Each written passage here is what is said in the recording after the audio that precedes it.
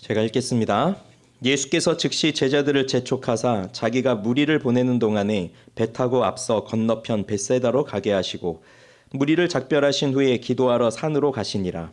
저물매 배는 바다 가운데 있고 예수께서는 홀로 무태 계시다가 바람이 거스름으로 제자들이 힘겹게 노젓는 것을 보시고 밤 사경쯤에 바다 위로 걸어서 그들에게 오사 지나가려고 하시매 제자들이 그가 바다 위로 걸어오심을 보고 유령인가 하여 소리 지르니 그들이 다 예수를 보고 놀람이라. 이에 예수께서 곧 그들에게 말씀하여 이르시되 안심하라 내니 두려워하지 말라 하시고 배에 올라 그들에게 가시니 바람이 그치는지라. 제자들이 마음에 심히 놀라니 이는 그들이 그 떡 떼시던 일을 깨닫지 못하고 도리어 그 마음이 둔하여졌음이러라. 아멘. 기도하겠습니다. 하나님 아버지 감사합니다. 오늘 이 아침 또 하나님의 말씀을 듣기 위해 모였나이다. 저희들에게 말씀의 은혜를 허락하여 주시옵소서. 들을 수 있는 귀를 주시고 깨달을 수 있는 마음도 주시고 또 집중할 수 있는 은혜도 주시옵소서. 예수님의 이름으로 기도합니다. 아멘. 우리는 오늘도 읽은 이 본문을 통해서 예수 그리스도가 누구인지를 배우게 됩니다. 보리떡 5개와 물고기 2마리로 남자만 5,000명의 사람들을 먹인 위대한 기적을 지난주에 보았습니다. 그리고 오늘 본문을 보면 예수님은 바다 위를 걷는 자의 모습으로 등장을 하십니다. 오병이어의 기적과 바다 위를 걸어가신 예수님의 모습에서 공통점이 있다면 합리적으로 설명이 불가능하다는 겁니다. 그래서 성경의 내용을 합리적으로 해석해야만 하는 사람들에게 있어서 이 본문은 풀어야 할 암호이고 또 풀어야 할 수수께끼와도 같은 그러한 본문입니다.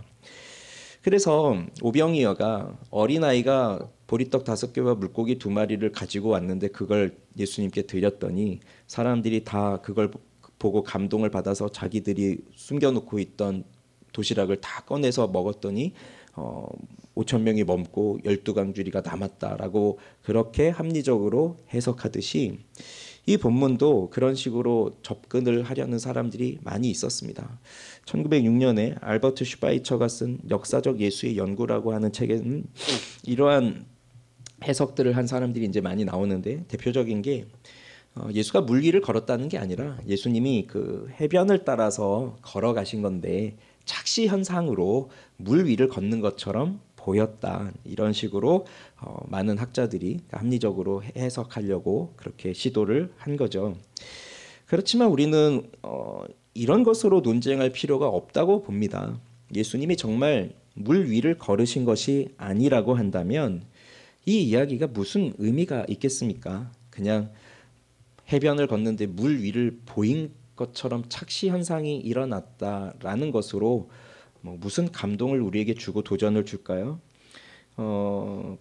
그렇게 해변을 걷는데 물 위를 걷는 것처럼 그런 착시 현상을 주는 분을 우리가 굳이 이렇게 시간을 내서 또 연구도 하고 탐구도 하고 설교도 듣고 또 그분을 닮아가기 위해서 이렇게 애쓸 필요가 있을까요? 오늘 이 아침에 또 나와서 그 얘기를 들을 이유가 있을까요? 물론 우리 중에 아직 이 내용이 믿어지지 않는 분도 있을 수 있습니다. 무조건 믿으라는 말이 아니라 만약 이분이 바다 위를 진짜로 걸은 것이 아니시라면 그런 분을 탐구할 이유가 뭐가 있겠느냐 이제 그 말이고요. 그러니 이 성경에 기록된 이 말씀은 이제 우리가 믿어야 할 가치가 있다는 것을 이제 말하고자 하는 겁니다. 예수님은 바다 위를 걸어 오신 거예요. 그리고 오늘 본문의 핵심의 사건이 바로 예수님이 바다 위를 걸어 오셨다는 겁니다.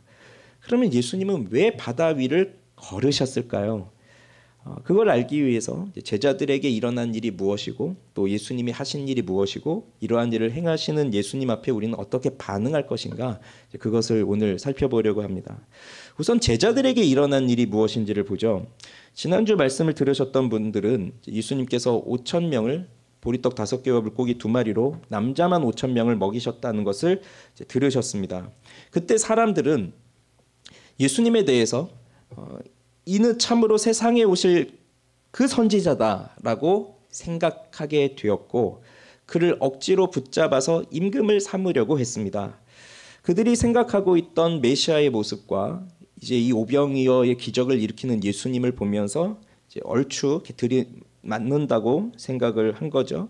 이렇게 놀라운 방식으로 먹을 것을 공급하는 분이 계시다면, 이런 분이 왕이 된다면 로마 정복도 충분히 이루어내고 잃어버린 다윗의 왕국을 다시 한번 회복할 수 있는 그러한 일이 금방이라도 일어날 것 같다는 생각을 하죠. 그렇지만 예수님은 사람들의 이러한 마음을 아십니다. 그리고 예수님이 하신 일이 두 가지예요. 첫째는 즉시 제자들을 재촉하셔서 배 태우고 건너편으로 가게 하시고, 예수님은 무리를 떠나보내시고 홀로 산으로 기도하러 가십니다. 왜 이렇게 하셨는지를 생각해 보십시오. 45절에 보면 우리 성경에는 재촉하사, 그러니까 예수께서 즉시 제자들을 재촉하사라고 되어 있는데, 재촉한다는 말은 어떤 일을 빨리 하도록 조른다는 뜻이죠. 헬라어 성경에 나오는 단어들로 좀 추정을 해보면 이 상황을, 이 단어, 여기 헬라어에 나온 단어는요, 강권하다는 뜻이에요. 억지로 시킨다는 뜻이에요. 그래서 추정해 볼 수 있는 건 이겁니다. 제자들이 지금 이렇게 남자만 5,000명을 먹이는 이 놀라운 기적을 제자들이 경험하고 있잖아요. 그리고 자신들의 손으로 그걸 나눠주고 있었잖아요. 그리고 12광줄이나 남았죠. 사람들은 예수를 임금으로 삼으려 하고 있죠. 이 상황에서 제자들은 그 상황을 떠나고 싶어하지 않는다는 걸 볼 수 있어요. 추정할 수 있어요. 예수님은 지금 제자들한테 억지로 가게 하시는 거니까. 그래서 제임스 에드워즈라고 하는 학자는 그의 주석에서 제자들은 군중의 메시아적 전염병에 감염되지 않은 것이 아니다. 그러니까 즉 사람들이 이분은 메시아다, 이분이 왕이 되어야 한다라고 하는 그 생각과 동일한 생각을 제자들도 하고 있다는 거죠. 여러분은 얼마나 많은 사람들 앞에 서 보셨나요? 얼마나 많은 사람들에게 환호를 받아 보셨나요? 차이는 있겠지만 여기 이제 저희 계시면 또 선생님들이 많이 계세요. 그럼 이제 학교나 학원이나 학생들 앞에 섰을 때 요즘은 한 반에 한 30명 되나요? 20명에서 30명 사이 되나요? 그러면 이제 그 아이들을 놓고 내가 뭔가를 했는데 아이들이 환호를 해주고 막 선생님을 인정해주고 한다. 그러면 기분이 좋겠죠. 100명 앞에 서 보신 분 계신가요? 500명 앞에? 1000명 앞에? 한번 그 인기 스타들을 생각해 보세요. 수만 명이 모인 앞에서 노래를 하고 사람들이 열광을 하고 자기 이름을 불러주고 자기하고 셀카를 한번 찍어보겠다고 줄을 서서 기다리고 뭐라도 던져주기를 바라면서 이렇게 던져주며 환호해서 받고, 그런 모습을 상상을 해보면, 그런 일을 경험해 본 사람은 그 군중들에게 환호를 받고 인정을 받는다는 것에서 아마 평생 자유롭지 못할 거예요. 그걸 한번 경험해 본 사람은 계속해서 그걸 누려야 되겠다고 생각을 하겠죠. 목회자들도 이제 그런 부류에 속하는 사람들 중에 하나이죠. 사실 저도 수천 명의 사람 앞에 서본 적은 없지만 가령 한 10명이 여기 앞에 모여 있다 하더라도 그 10명이 제 말을 따르고 저를 좋아하고 저를 인정해주고 정말 설교를 잘하신다, 훌륭하다, 인품이 좋다, 대단하다, 이런 얘기들을 해주시면 목회자들은 또 그런 말을 들으면서 이렇게 또 마음이 혹하죠. 내가 정말 그런 사람인가? 평소엔 내가 아니다 이렇게 해도 그런 말을 들으면 또 기분이 좋아지면서 내가 정말 그런 사람인가? 그러면서 나도 많은 사람 앞에 서고 싶다. 이런 마음들이 목회자들 마음속에 있고, 그게 또 유혹이에요. 이 제자들은 어떻겠습니까? 내가 높은 사람, 내가 인정받는 사람 되는 것도 굉장한 흥분을 일으키는 일이지만, 내가 높은 사람의 최측근에 있다. 이것도 굉장한 일입니다. 혹시 그런 사람 옆에 모시고 있는지 모르겠지만 생각해 보세요. 사람들이 함부로 만날 수 없는 사람이에요. 비서를 통하지 않고 스케줄을 잡지 않고 몇 년에 정말 이렇게 스케줄을 잡아도 몇 달을 기다려야 되는 그런 사람이 내가 최측근이다. 나는 언제든지 만날 수 있다. 누구든지 이분을 만나려면 나를 통해서 가야 된다. 이런다고 한다면 그분 앞에 서 있는, 그 옆에 서 있는 나 스스로도 나 이런 사람이야라고 생각할 수 있어요. 그러니까 내가 높은 사람이 안 되더라도 그 높은 사람의 측근에 있는 사람만 되더라도 아주 대단한 자부심을 가질 수밖에 없죠. 그러니 여기 제자들이 아직까지 예수님이 왜 이 땅에 오셨는지, 그분이 도대체 누구인지 정확히 알지 못하는 상태죠. 그리고 오병이어의 기적은 왜 일어났는지 그 의미도 잘 모르고 있습니다. 그러니 예수님을 붙잡아서 임금 삼으려고 하는 그 군중들의 마음을 이 제자들도 갖고 있고, 어쩌면 제자들이 그 마음을 더 가지고 있었을 거예요. 그럼 복음서를 읽어보면 이 마가복음서 계속해서 읽어보면 제자들이 계속 예수님은 그 죽음의 길을 가시기 위해 예루살렘으로 가는 동안도 제자들은 싸우잖아요. 누가 더 크냐. 그게 제자들의 마음이란 말입니다. 그러니 이런 군중들과 함께 하고 있으면 이런 제자들의 마음은 더 흥분이 될 것이고 그러면 예수님을 붙들고 보십시오. 저들이 지금 뭘 요구하는지 주님 나라를 세웁시다. 이렇게 예수님한테 얘기할 수도 있겠죠. 이걸 예수님은 아시기 때문에 이 제자들을 재촉해서 강권해서 억지로라도 배를 태워서 즉시 보내시는 거예요. 제자들이 배를 타고 갑니다. 시간은 밤이에요. 오병이어가 날이 저물고 일어난 일이었으니까. 그런데 배를 타고 가는데 바람이 불기 시작합니다. 48절에 보면 바람이 거스름으로라고 되어 있어요. 이건 쉽게 말해서 맞바람이 불어오는 겁니다. 그러니까 배를 타고 이 당시 배는 뭐 모터보트를 타고 뭐 그런 게 아니니까 노를 젓고 가거나 바람의 방향을 이용해서 가는 건데 맞바람이 불어오는 겁니다. 100m 경주도 바람의 영향을 많이 받아요. 그래서 앞에서 불어오는 바람을 맞으면서 가는 것과 뒤에서 불어오는 바람을 맞으면서 가는 것과 기록의 차이가 있습니다. 뭐 1초, 2초의 차이는 아니겠지만 0.1초, 0.2초의 차이겠지만 그거 아십니까? 그 뒤에서 불어오는 바람, 순풍이라고 하죠. 그 뒤에서 불어오는 바람을 맞으면서 그 바람과 함께 내가 달려가면 그것도 바람이 일정한 속도의 방향이 불어야 되는데 그 기준 이상의 바람이 불면 그 경기에서 나온 기록은 정식으로 인정이 되지 않습니다. 그만큼 바람의 영향이 크다는 거예요. 그런데 육상 경기 중계를 좀 이렇게 보다 보면 맞바람이 불 때가 있어요. 그런데 그때 좋은 기록이 나올 때가 있어요. 그러면 중계하는 해설진들의 말은 거의 동일해요. 정말 아쉽습니다. 뒤에서 바람이 불어줬다면 신기록을 세울 만한 그런 컨디션인데 바람이 앞에서 불어오느라 이 정도밖에 안 나왔네요. 그렇게 말할 때가 있어요.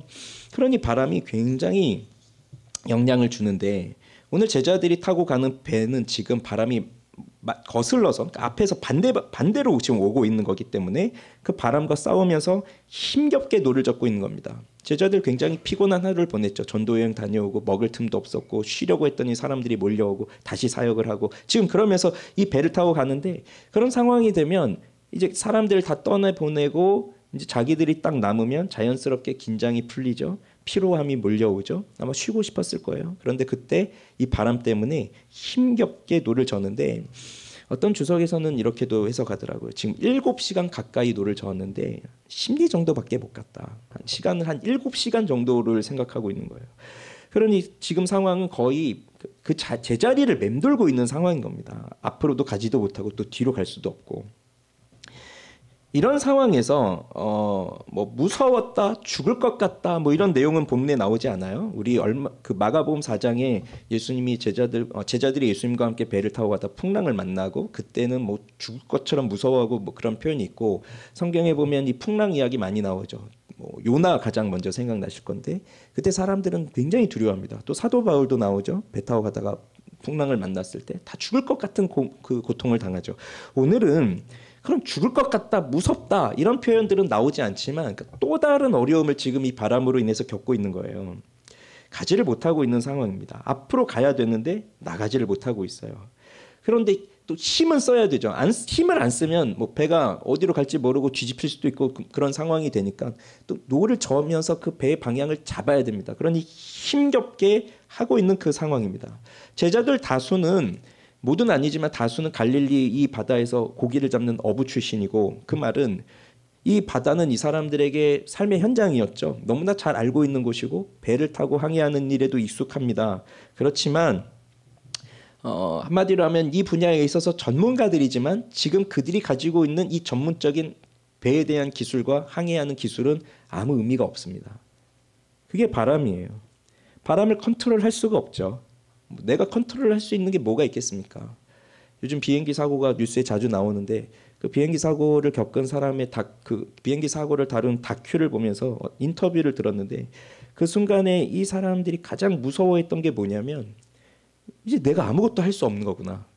그냥 내 목숨이 저 기장의 손에 저 한 사람 손에 달려 있는 거구나. 뭐 보이지도 않아요. 그냥 의자에 앉아만 있어야 되는 거죠. 무슨 상황이 일어날지 몰라요. 어딘지도 몰라요. 그게 가장 무서웠다는 거예요. 내가 뭘 할 수도 없다는 상황. 지금 제자들의 상황이 이런 거죠. 그런데 여기서 짚고 가야 될 게 뭐냐면 이들이 왜 배를 타고 여기에 가고 있는 겁니까? 지금 여기에서 자기들이 가겠다고 했나요? 예수님은 가지 마라, 가면 안 된다, 오늘 밤에 분명히 바람이 심하게 불 거다, 가지 말아라, 참아라 이러셨나요? 아니에요. 예수님이 빨리 가라 해서 배를 타고 온 거예요. 그렇다고 한다면 예수님이 시키신 일을 순종해서 그러다 보니까 지금 이 어려운 일을 당하고 있다는 겁니다. 그러면 자연스럽게 질문이 생기죠. 왜 예수님이 명령하신 일을 순종해서 하는데 왜 이런 일이 생깁니까? 좀 오래되긴 했지만 몇 년 전에 이렇게 농어촌 목회자들과 교제하고 그런 시간이 있었어요. 그 농어촌 목회자들과 전도에 대해서 이제 이야기를 나누는데, 농촌에서 전도가 쉽지 않죠. 대부분 어르신들이에요. 쉽지가 않아요. 그런데 왜 쉽지 않은가 이렇게 이유를 생각해 보면, 사람들이 생각하고 있는 것이, 특히 그 시골에 농촌에 살고 있는 분들의 마음은 예수를 믿으면 좋은 일이 일어나야 된다. 항상 그게 있는 거예요. 특히 어르신들은 종교가 무엇이 됐든지 간에 종교를 믿으면 좋은 일이 일어나야 된다는 겁니다. 그런데 예수를 믿는 사람이 마을에 소수지만 생기면 그 사람들의 모습을 보면 좋은 일이 생기지 않더라는 거예요. 그래서 그들이 예수 믿는 걸 굉장히 두려워합니다. 그동안 섬기고 있던 신이 있는데 내가 예수라는 신으로 바꾸면 그 신이 노해서 자기들을 되게 힘들게 한다, 뭐 이런 것들을 그렇게 해석하는 거죠. 그러면서 예수를 믿으면 좋은 일만 일어나야 되는데 그렇지 않더라. 그러니 그 사람들이 가지고 있는 것은 고난에 대한 의미가 잘 모르는 것이고, 그리고 예수를 믿으면 무조건 좋은 일이 발생해야 되고, 그리고 예수님은 우리에게 좋은 일만 해주셔야 되는, 우리가 원하는, 내가 가는 길에 있어서 맞바람이 불게 하시는 것이 아니라 뒤에서 바람이 불게 하셔서 빨리 그 길을 갈 수 있도록 해주셔야 되는 그런 분으로 생각을 하고 있다는 겁니다. 오늘 제자들도 보십시오. 예수님이 하신 일을 하고 있지만, 예수님이 시킨 일을 순종해서 하고 있지만 어려움이 있습니다. 순풍에 돛단 듯 가는 인생은 없어요. 예수님도 그저 우리에게 좋은 일만 일어나도록 해주셔야 될 의무도 없어요. 그러면 왜 이런 일이 일어날까요? 예수님께서 너희들 한번 당해봐라. 오늘 밤에 바람이 부는데 어디 너희들 믿음이 어떤지, 이 오병이어를 기적을 경험했는데 너희들 믿음이 어떤지 한번 테스트나 해보자. 그런 것도 예수님은 아니세요. 일부러 그러시는 것도 아니에요. 그러면 우연히 일어나는 일일까요? 뭐 사람들의 입장에서는 우연이라고 생각할 수 있겠지만, 그런데 우리가 또 믿음으로 생각해 본다면, 성경으로 해석해 본다면 우연은 없잖아요. 모든 것이 또 하나님의 계획과 인도하심 속에 있는 거잖아요. 그렇다고 한다면 제자들 앞에 불고 있는 이 맞바람도 다 이유가 있는 거겠죠. 배에서 바람이 불어오지 않았다면, 아무 일도 일어나지 않았다면 이 제자들은 어떻게 하면서 갔을까요? 생각하고 있었을 겁니다. 좀 전에 있었던 이 놀라운 일을 생각하고 있었을 거예요. 그리고 내일 아침에 또 해가 뜨면 그 어제 빵을 먹었던 사람들이 또 찾아오면서 임금이 되어달라고 하는 그 수많은 지지자들이 또 찾아올 거고, 그러면서 야, 이제 우리는 이제 얼마 있지 않으면 권력과 인기를 가지고 편안하게 살 수 있을 거야. 그런 걸 생각하고 꿈꾸면서 배를 타고 갔을 겁니다. 그때 제자들에게 너희들의 현실의 상황이 무엇인지를 보여주는 일이 바로 이 바람이었어요. 바람이 부니까 다 필요가 없는 겁니다. 바람이 불지 않았으면 그냥 꿈을 꾸는 것 같은 즐거운 상상을 하면서 아주 편안하게 쉬면서 갔겠지만, 그리고 헛된 망상에 빠져서 다음날 아침을 시작했겠지만, 바람이 불어오기 시작하니까, 그리고 자신들이 그 바람을 거스르면서 앞으로 나아갈 수 없는 이 상황이 되어버렸으니까, 지금 이 상황에서 임금이 되는 게 무슨 의미가 있고 임금의 보좌관이 되는 것이 무슨 소용이 있나. 지금 당장 여기 이 상황에서 벗어나야 되는 거, 이게 우선순위가 되어버린 거잖아요. 이게 제자들의 형편이에요.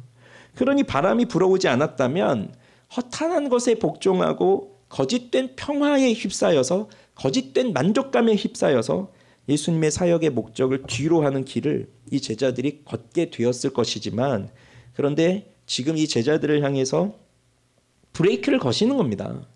얘들아, 너희의 형편을 보거라.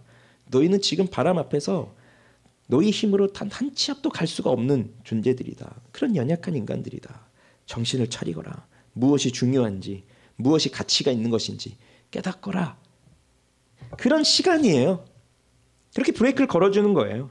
그러니 이들은 자신들의 뜻하지 않게 고난에 휩싸였고, 또 예수님도 일부러 그들을 고난에 가라고 그렇게 밀어붙이신 건 아니지만, 그리고 예수님의 말씀에 순종하면서 가는 길이지만, 자기들은 그 군중들과 함께 더 같이 있으면서 그 환호를 더 누리고 싶었지만, 그런데 그 상황에 이 맞바람이 불어오면서 힘겹게 노를 젓고 있습니다. 배가 나아가지 않습니다. 여기 힘겹게라는 말은 마치 고문을 당하듯이 괴롭다는 의미예요.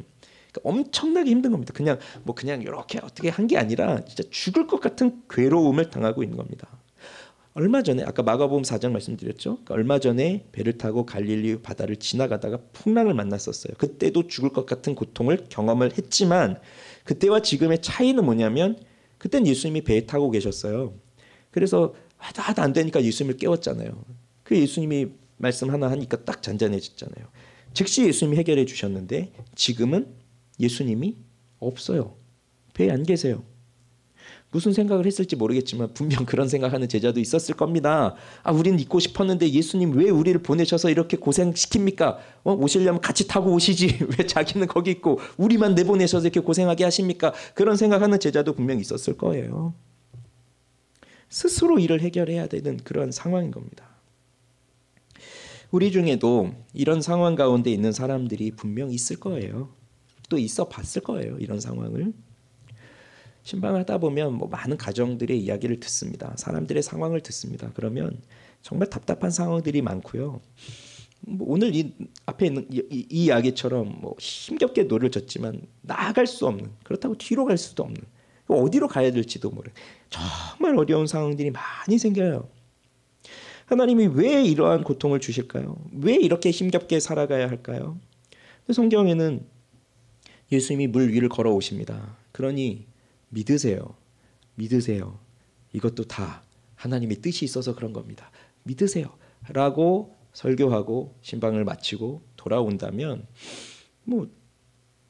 쉽겠죠. 뭐 어려울 게 뭐가 있겠습니까? 예수님 물 위를 걸어오신 분이니까 믿으세요. 그런데 그렇게 말하는 저도 개운치가 않죠. 그냥 너무 무책임해 보이잖아요. 무슨 소리예요? 예수님은 물 위를 걸어오십니다. 기다리십시오. 그렇게만 말하기가 어렵잖아요. 그런 분들은 지금 엄청난 고통 가운데 있거든요. 그런 말 한마디가 사실 위로가 되지 않아요. 오시려면 진작에 오셨어야지. 왜 오실 기미도 보이지 않는데. 기도를 안 하겠습니까? 기도를 많이 하겠죠. 그런 상황이 있으면. 근데 기도를 해도 마치 주소가 없거나 주소가 잘못돼서 반송되어 오는 그러한 편지처럼 되돌아오는 경우, 그러니까 하나님께 가지 않는 거죠. 기도가 그냥 내 입술에서만 맴돌고 있는 그런 일들을 경험을 해요. 내가 물에 빠져 허우적거려도 그런 상황이 있는데, 성경에는 예수님이 물 위를 걸어오셨다라고 하시는데, 그런데 물 위를 걸어오시는 예수님이 좀처럼 보이지가 않는 거예요. 그게 위로가 되겠습니까? 예수님이 물 위를 걸어오셨다고 하는 이 오늘의 본문의 스토리가. 현실의 문제는 쉽지 않은 거죠. 어떤 분은 이럴 수도 있습니다. 지금 힘겹게 노를 젓는 것도 모자라서 이미 노가 다 부러지고 배가 뒤집혀 버렸어요. 그래서 바닷속에 빠져서 허우적거리고 있는 그런 상황에 놓인 분들도 계세요. 그리고 우린 또 그런 삶을 언젠간 또 지나갈 거예요. 지나왔지만 또 지나갈 거예요. 그런 삶을.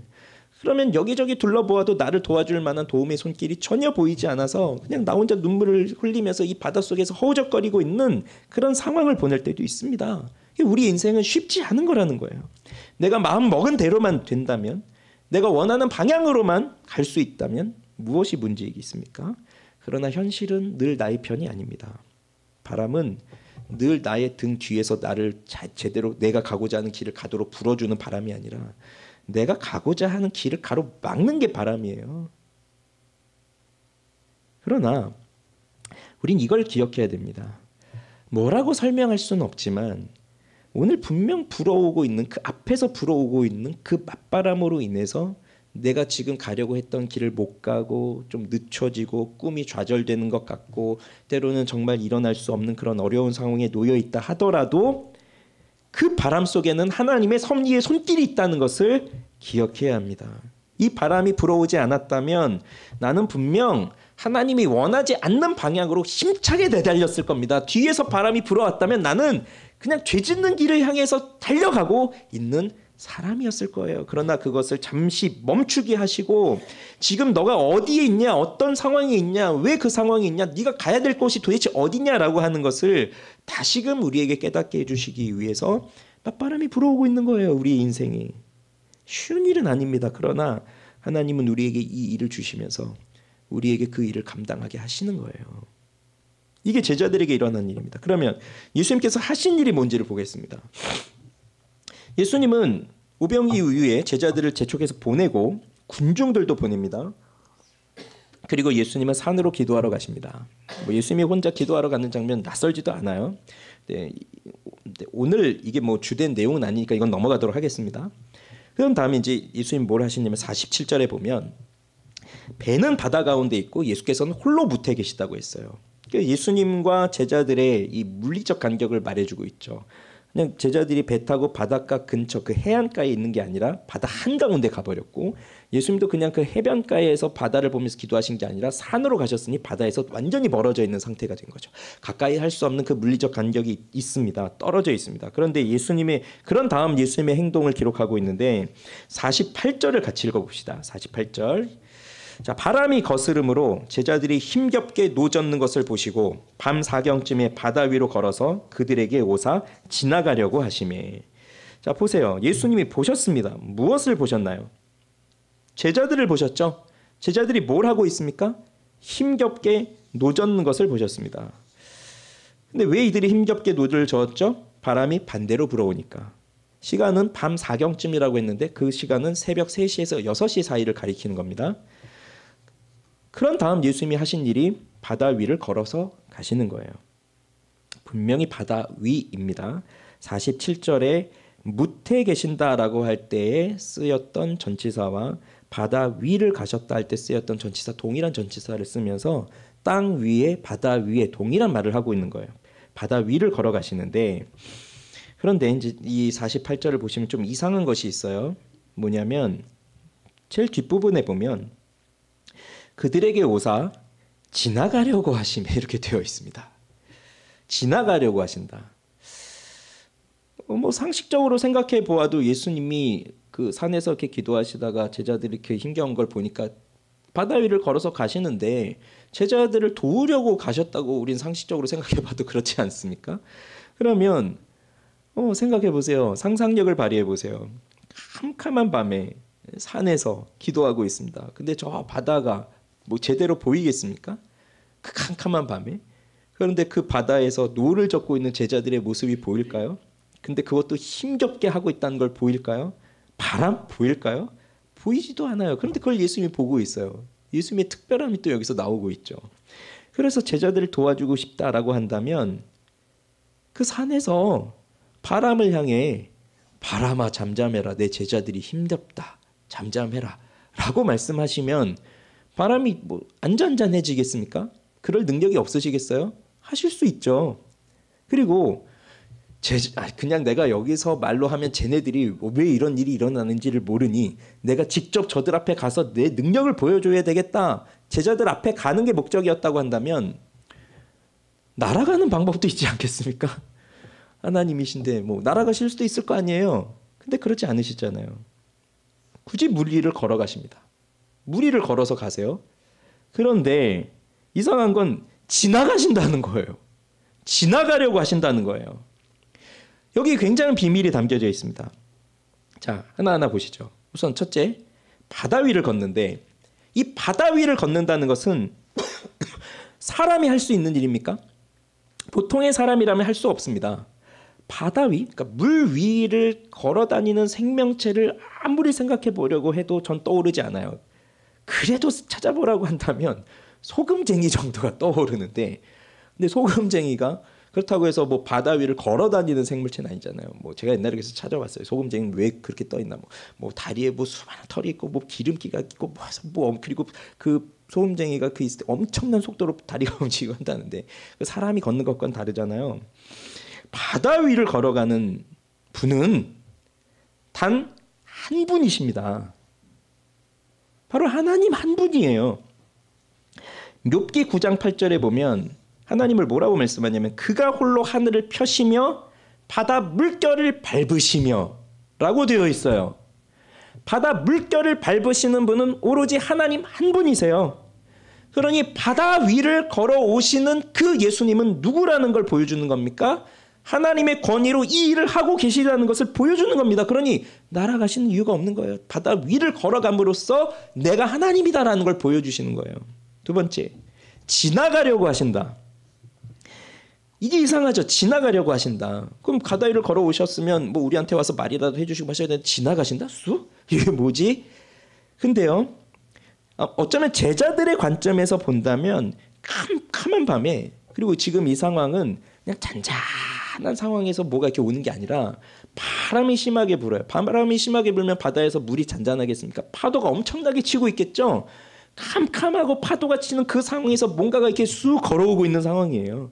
그럼 그게 저쪽에서 올 때 제자들이 볼 때는 뭔가가 지나가려나? 이런 상황으로 볼 수도 있는데 뭐 그렇게 해석하는 주석도 있지만 그런데 그거보다는 이 지나간다라고 하는 이 단어의 의미를 구약과 연결시켜서 생각해 보면 더 좋을 것 같아요. 자, 출애굽기 33장 19절에 여호와께서 이르시되 내가 내 모든 선한 것을 내 앞으로 지나가게 하고 여호와의 이름을 내 앞에 선포하리라. 지금 이 상황은 이스라엘 백성들이 그 광야에서 금송아지 만들고 하니까 하나님의 심판을 받아서 모세가 하나님과 기도하고 있는 그 상황인데 하나님께서 모세에게 지금 말씀하는 거예요. 지나가게 하고 또 22절에 보면 내 영광이 지나갈 때에 이렇게 나옵니다. 그리고 34장 6절에 여호와께서 진짜 오셨어요. 그러면서 여호와께서 그의 앞으로 지나시며 선포하시되 여호와라 여호와라. 이뿐만 아닙니다. 뭐 열왕기상 19장에도 보면 엘리야 앞에 여호와께서 지나가시는데 이렇게 나오고요. 욥기 9장 11절에도 그가 내 앞으로 지나시나 이렇게 나와요. 그러니 이런 구절들을 보면 이 지나가신다는 것이 그냥 지나쳐 간다는 의미가 아니에요. 구약의 이 의미를 보면 하나님이 지나가신다라는 표현을 구약에서 보면 이건 하나님이 그냥 지나쳐 간다는 의미가 아니라 하나님이 임재하신다는 것을 이 단어로 표현한 거예요. 그렇다고 본다면 지금 예수님이 지나가려고 하심이라고 하는 것은 바로 이 바다 위를 걸어가시는 그 하나님께서 임재하신다는 그 의미를 말하고 있는 겁니다. 그다음 세 번째 또 있어요. 제자들은 그 바다 위를 걸어오는 예수님을 보면서 유령인가라고 하면서 소리를 지르는데 다 놀라죠. 그때 예수님이 하시는 말씀이 뭡니까? 50절에 보면 자 50절 읽어보죠. 그들이 다 예수를 보고 놀람이라. 이에 예수께서 곧 그들에게 말씀하여 이르시되 안심하라 내니 두려워하지 말라 하시고 안심하라 내니 두려워하지 말라. 이게 얼마나 따스한 음성입니까? 그런데 우리는 예수님의 이 말씀에 주목을 해야 되는 게 뭐냐면 이거예요. 바로 내니 이렇게 딱 끊어서 말하면 나다 안심하라 두려워하지 말라. 이거보다 이 말을 더 주목해서 봐야 돼요. 나다. 이게 헬라어로 보면 에고 에임이거든요. 에고 에임이 영어로 하면 I am이에요. 나다. 근데 이게 뭐냐면 출애굽기 3장에서 하나님이 모세를 부르실 때 그러면서 모세가 묻잖아요. 누구라고 해야 됩니까? 그때 하나님 뭐라고 말씀하십니까? 나는 스스로 있는 자다. 그 영어 성경에 번역되어 있는 게 I am that I am, I am who I am 이렇게 번역이 돼 있잖아요. 그 말을 헬라어로 하면 에고 에이미가 되는 거예요. 그럼 이 말을 누가 하실 수 있는 겁니까? 나는 스스로 있는 자다. 여호와 하나님이 하시는 말씀이에요. 그러나 예수님이 그 제자들에게 가서 에고 에이미 나다. 그 말을 하고 있는 거예요. 그럼 이분이 누구라는 겁니까? 이 말을 하실 수 있는 분은 누구라는 겁니까? 그냥 사람이 아니에요. 하나님이세요. 그래서 이 세 가지를 종합해서 보면 예수님께서 이 바다 위를 걸어오시고 그러면서 지나가시고 그러면서 나다라고 말씀하시는 그것은 내가 바로 하나님이다라고 하는 것을 이 제자들에게 보여주고 있는 겁니다. 그래서 바람 앞에서 휘청거리고 있는 이 제자들을 향해서 친히 이 바다 위를 걸어오시면서 그 바다의 물결을 밟으시면서 오심으로써 나다라고 말씀하시는 그 여호와만이 하실 수 있는 그 자기 소개를 이들에게 하심으로써 내가 너희들에게 친히 왔다. 너희들에게 임재했다라고 하는 것을 확실하게 보여주시는 거예요. 그 결과가 뭐죠? 배에 올라 그들에게 가시니 바람이 그치니라. 그쳤습니다. 앞선 4장에서 잠잠하라 고요하라라고 말씀하시고 그쳤는데 여기서는 그런 말씀은 없어요. 그냥 예수님이 오시니까 바람이 잔잔해졌어요. 예수님이 함께하지 않는 순간, 그리고 예수님의 말씀에 순종하며 나아가는 길에 불어닥친 위험한 상황이었습니다. 그러나 이 상황에도 예수님은 우리를 떠나신 적이 없으신 거예요. 한순간도 우리만 내버려 두신 적이 없으신 거예요. 제자들만 배 타고 가게 하셨지만 그러나 예수님은 보고 계셔요. 그리고 힘겨운 일이 일어나시니 즉시 오신단 말이에요. 우리에게 위험한 상황이 놓였을 때 그걸 모르고 지나가시는 분이 아니에요. 우리가 부르기도 전에, 부르기도 전에 제자들이 뭐 예수님 찾고 있지 않잖아요. 그냥 힘겹게 도젓고 있는 그 상황이었는데, 그러니 기도하기도 전에 우리 주님은 우리를 다 보고 계신 거예요. 그리고 그것이 우리에게 얼마나 힘겨운 일인지, 고문을 당하는 것처럼 괴롭고 힘든 일인지를 다 알고 계신 거예요. 그리고 그분이 우리에게로 친히 오세요. 어쩌면 이런 본문을 읽으면서 아무런 감동도 없는 사람도 분명히 있을 겁니다. 어쩌면 더 화가 나는 사람도 있을 거예요. 어떤 사람일까요? 지금 내가 이렇게 거친 파도를 향해서 가고 있는데 내 주변을 보니 예수님은커녕 나를 도울 리가 없어. 이런 현실을 보고 있는 사람들에게는 이런 본문은 감동도 아니고 오히려 화가 나죠. 왜 나한테는? 왜 나한테는? 제자들은 그나마 노라도 젓고 있지만 지금 나는 노젓는 이미 끝났고 이미 배가 뒤집혀서 바닷속에 빠져버렸는데, 그러면서 킥킥거리면서 숨이 헐떡거리고 지금 이런 상황에 있는데 왜 나에게는 예수님이 오시지 않지? 이런 생각할 수 있습니다. 성경에는 예수님이 바다 위를 걸어서 오셨다고 강조하고 있지만 내 인생에는 전혀 오지 않으시는 것 같아요. 그런 순간도 있어요. 그러니 이 이야기는 그저 성경에 나오는 이야기이고 나하고는 상관이 없다, 이렇게 느끼는 분도 있습니다. 왜 나에게는 오지 않으실까요? 예수님이 이 제자들과 함께 계셨을 그 동안에는 육체를 가지고 이 땅에 살고 계셨을 때이잖아요. 그러니 어려움에 처한 제자들에게 가시려면 예수님은 직접 몸으로 가셔야만 했던 거예요. 그러니 바다 한가운데에 있는 그 사람들을 구하시려면 바다로 가셨어야 되죠. 그 몸으로 가셔야 되는 거죠. 그러나 지금은 예수님께서 부활하시고 승천하셔서 하나님 우편에 앉아 계시면서 거기서 지금 우리를 모든 세상을 통치하고 계신데, 그리고 성령을 보내주셨죠. 그러니 지금은요, 이 바다 위를 걸어서 오시는 그 예수님이 몸으로 오시는 것이 아니라 우리에게 성령을 보내주심으로써 이미 예수님이 우리와 함께 하고 계신 거예요. 그러니 왜 오지 않으시지? 라고 하는 원망의 마음으로 있을 것이 아니라 이미 성령을 우리에게 보내심으로 우리와 함께 하시는 그 예수님을 믿음의 마음으로 우리는 바라봐야 되는 거예요. 그 문제예요. 그 차이예요. 이렇게 우리 가운데 임하시는 이분을 누가 막을 수 있겠습니까? 바람이 막을 수 있을까요? 바다가 막을 수 있을까요? 아무것도 막을 수 없습니다. 그 누구도 그 무엇도 우리 주님이 하고자 하신 일을 막을 수 없습니다. 4장에서 바람과 바다가 잔잔해지니 제자들이 그가 누구이기에 바람과 바다도 순종하느냐라고 했는데, 이분은 바로 바람과 바다를 창조하시고 다스리시는 창조주 하나님이세요. 마지막으로 이런 일을 행하시는 예수님 앞에 우리가 어떻게 반응할 것이냐. 오늘 본문 보면요, 52절에 이는 그들이 그 떡 떼시던 일을 깨닫지 못하고 도리어 그 마음이 둔하여졌다라고 나옵니다. 그 앞에 일 오병이어였죠. 그러면 그 놀라운 기적을 직접 봤어요. 그럼 예수님이 바다 위를 걸어오시는 것을 볼 때 역시 예수님은 저렇게도 하실 수 있는 하나님이시구나라고 생각을 해야 되겠지만, 유령인가? 라고 소리를 지르며 막 무서워하고 또 예수님이 오시니까 바람이 잔잔해지고 이러니까 심히 놀랐어요. 마음속에서. 그 이유를 마가만 특별히 기록하고 있습니다. 이건 마가복음에 이 부분이 나와 있어요.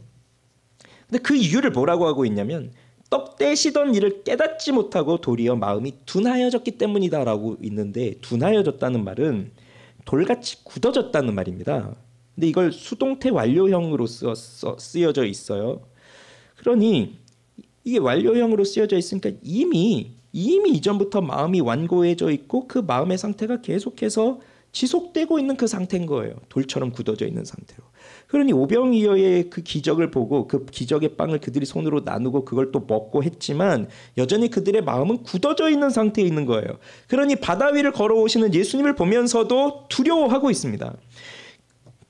예수님께서 베푸시는 기적을 놀랍게 체험했지만 그 기적을 통해서 하나님의 아들로서 오는 능력을 행하시는 주님의 실체를 깨닫지 못하였기 때문에 그 완악한 마음을 가지고 있으니까 앞으로 주님이 하시는 일들을 보아도 오히려 그것 때문에 기쁨과 평안을 누리는 것이 아니라 더 두려움에 빠지는 거예요.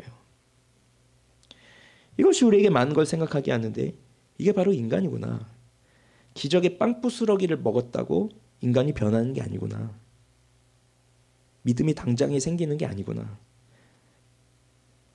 그 기적의 빵을 먹었으면 이런 풍랑이 일어나는 맞바람이 불어닥치는 그런 상황에서 믿음으로 주님을 찾고 하늘을 축사하셔서 5,000명을 먹이셨던 그 놀라운 기적의 하나님께서 이제 이 바다에서도 나를 건져내 주십시오 하고 하나님 믿으며 그 상황을 인내로 나아갔겠지만 그게 아니에요. 오히려 금방 기적을 체험하고도 금방 마음이 굳어지는 그 상태로 지속이 되는 게 이게 인간이란 말입니다. 이 연약한 인간이죠. 죄 가운데 깊이 빠져있는 인간의 부패한 본성이죠. 말씀으로 힘있게 살아가 보려고 해도 잘 안 돼요. 우리의 마음은 쉽게 완악해집니다. 그리고 어떤 사람은 이게 지속적으로 완고한 상태, 돌처럼 굳어져 있는 상태로 계속 유지되고 있는 그 사람들도 있습니다. 어떻게 해야 될까요? 우리는 이 완고한 마음을 미워해야 돼요. 한때는 말씀 듣고 눈물 흘리고 회개했어요. 그런데 어느 순간부터 말씀이 들리지 않아요. 기도해도 기도가 되지 않아요. 그러면 우리는 이렇게 됩니다.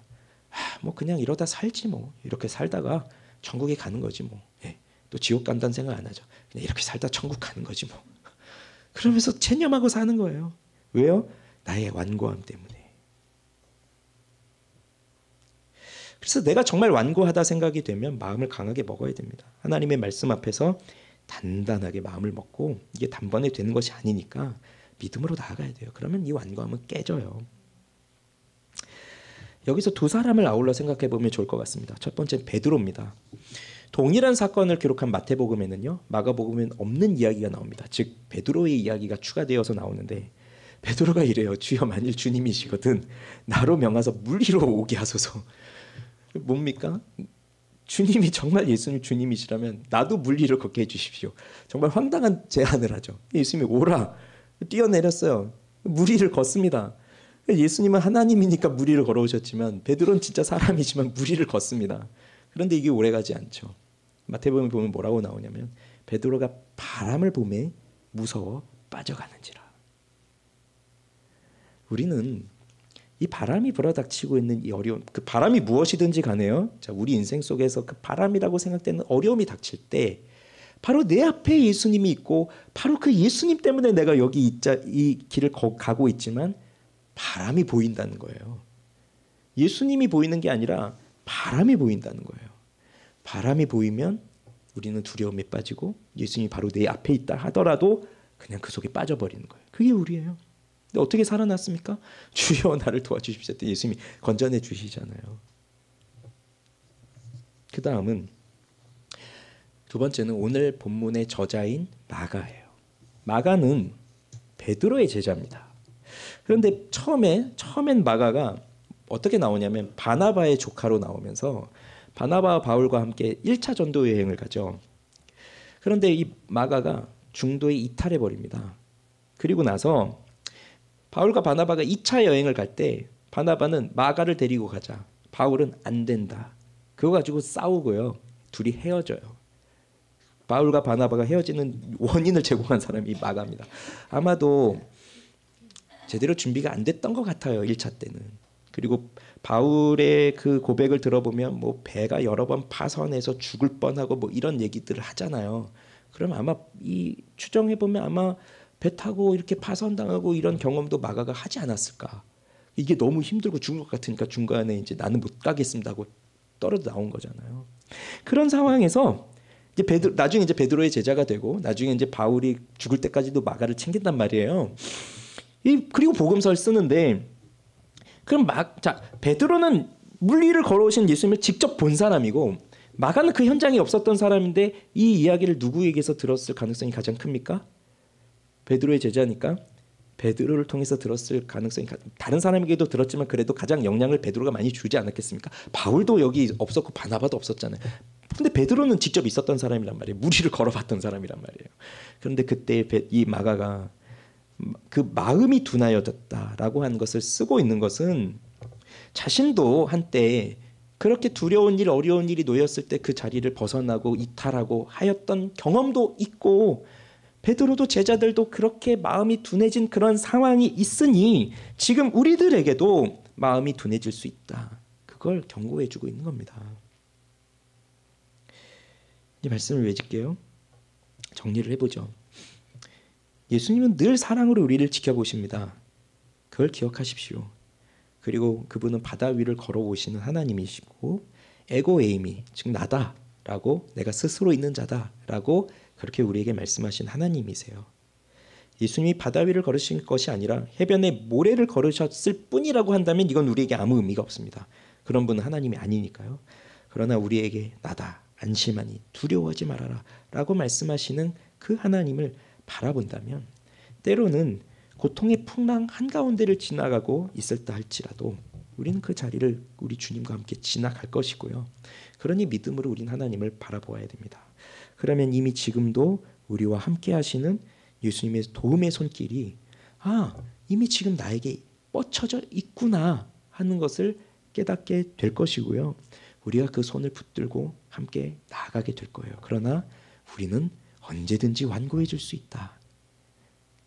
주님이 베푸신 이 기적의 손을 붙잡고 있는 중간에도 이게 도대체 무슨 일인지 깨닫지 못한 상태에서 완고해 줄 수도 있다.